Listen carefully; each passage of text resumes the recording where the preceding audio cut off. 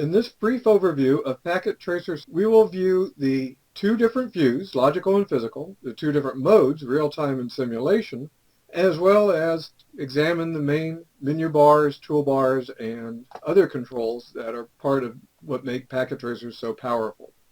At the top, we have a traditional menu bar with file, edit, options, and so on. Probably the only file option that needs specific explanation is PKZ, because we can add custom backgrounds and custom icons to the packet tracer workspaces. If you want to save those graphics, you need to save as a PKZ. Common cartridge is something that relates to instructors only, and this is an instructor version, so there's a few options that students won't see. Notice that it uses standard keyboard shortcuts. Options, probably the most important options for a student, is a user profile where you can put in your name, your email address, and additional information.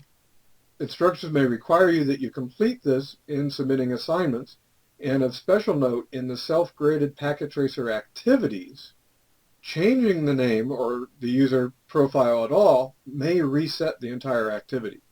A couple other options are device name labels, such as show device model. So I can see this is a 2960, this is a 2911.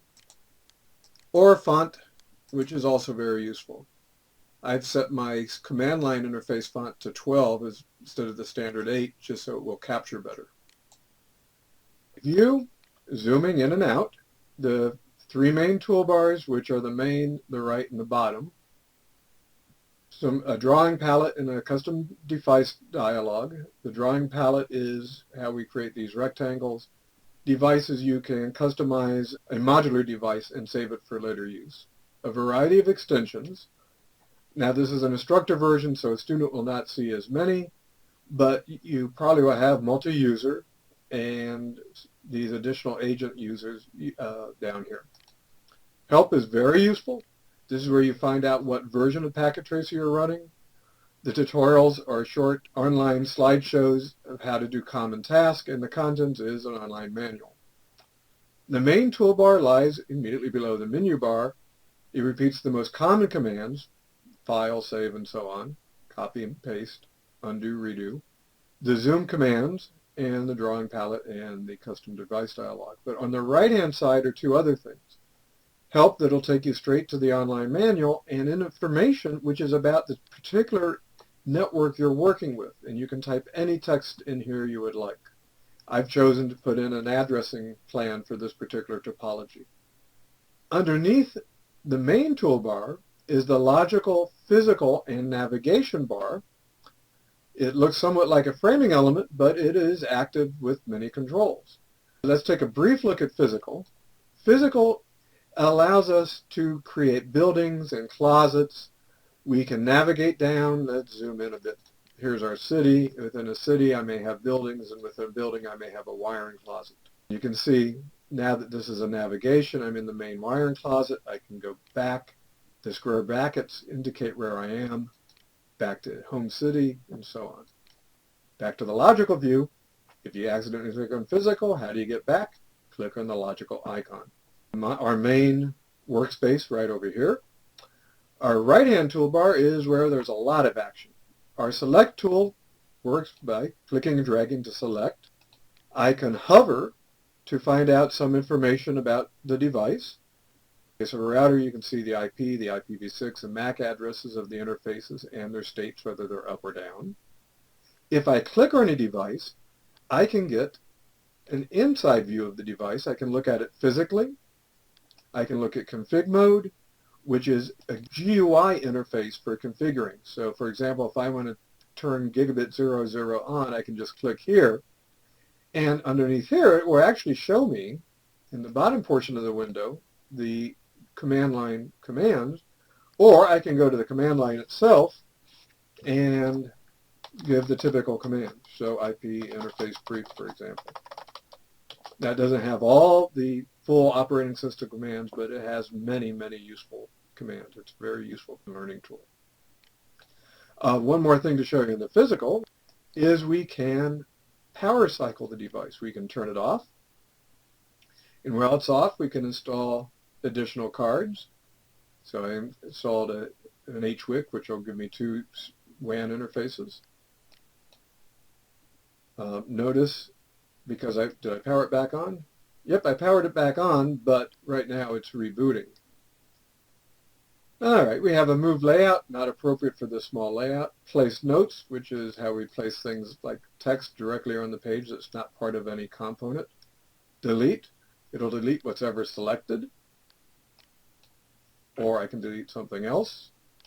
I'm going to undo. Notice it only has one layer of undo. I showed that if we hover, we can find out information. If I hover over a cable, it's very useful. It can show me what ports I'm attached to. But if I want more information, I can click the Inspect tool, where I can look at, for example, the routing table of a router. The inspection choices are appropriate for the device. Or in a switch, I can see the MAC table, for example. The Polygon tool, which is how we draw these things. Resize Polygon, which lets me change existing shapes. Add Simple PDU. This is very useful.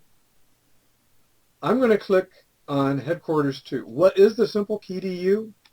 It is an ICMP Echo Request PDU. And when I click on it, that chooses my source. When I click on another object, that shows my destination, and I see down in my user-created packet window that it was successful.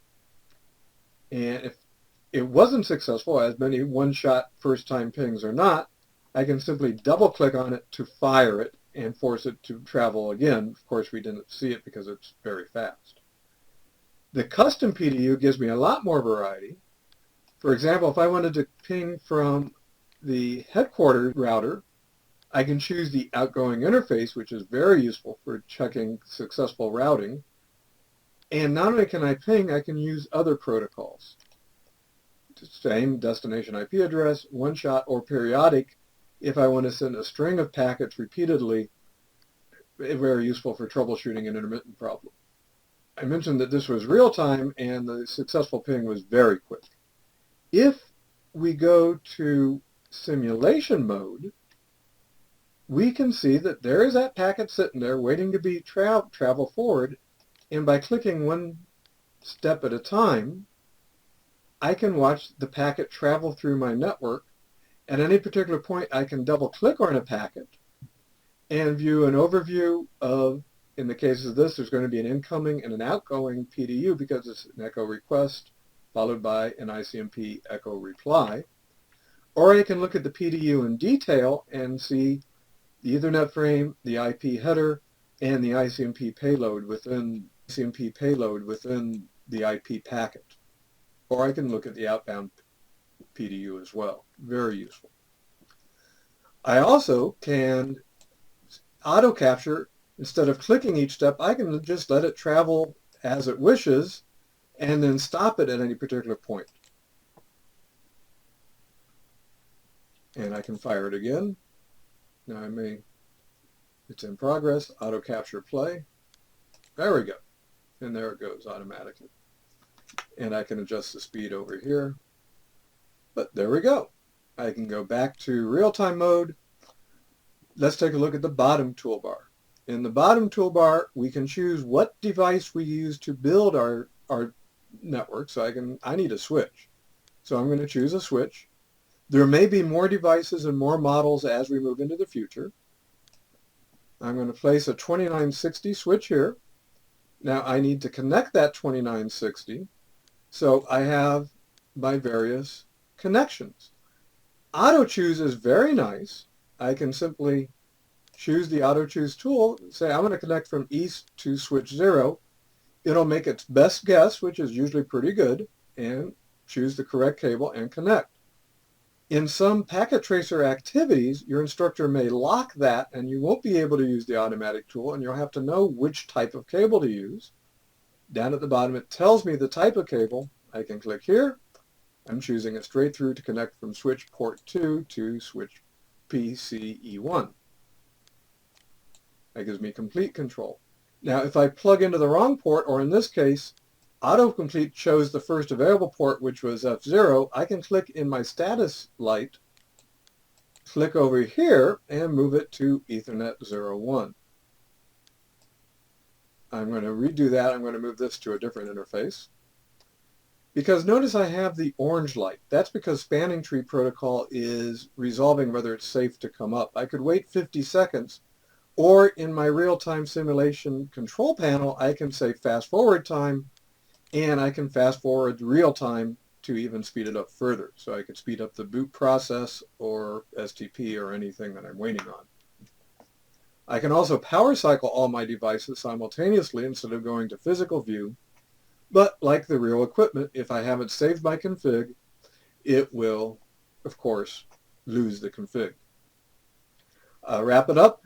I can have multiple scenarios for my pings and my custom packets.